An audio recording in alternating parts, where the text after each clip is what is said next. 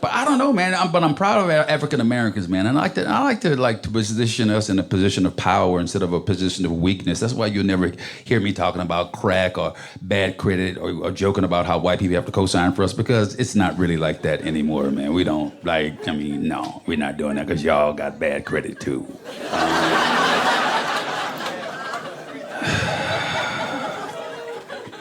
Really, but you know, but some situations still exist of people wasting money, and it bothers me, man. One of my pet peeves actually exists within my community. Like, I can't stand people who have like really crappy cars but really nice stereo systems. You know, messed up car, nice radio. Like, if your car is crappy, like, why do you want people to hear it coming? Is what I'm saying.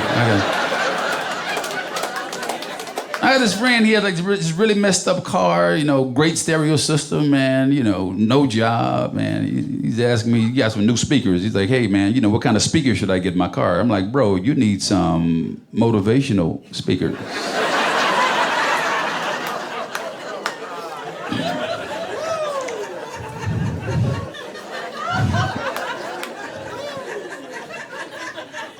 Now that we know each other better.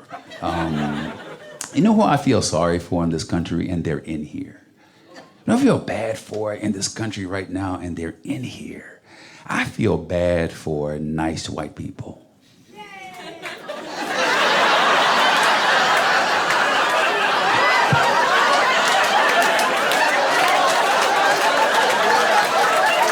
She's been waiting for somebody to say that for years, hadn't she? She's like, oh my God, finally.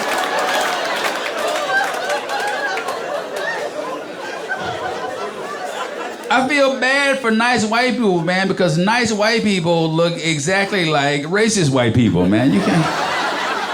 We can't tell y'all apart, man.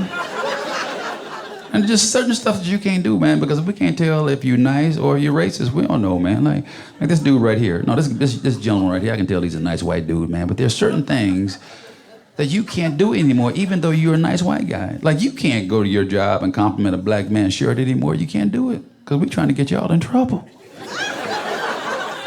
You at your job, you're like, hey, man, nice shirt. Black dude be like, what the fuck you mean, nice shirt? Next thing you know, they got you in HR, right? Like, hey, Steve, get over here really quickly. So I heard that you and Rodney had a bit of an altercation, and you want to tell me what happened? He's like, yeah, boss, I complimented his shirt. I'm like, fuck, Steve, what are you thinking? You know we can't do that anymore. You know who else I feel bad for, and they're probably in here? I feel bad for them, and they're likely in here. I feel bad for black people who can't pronounce ask correctly. Ask.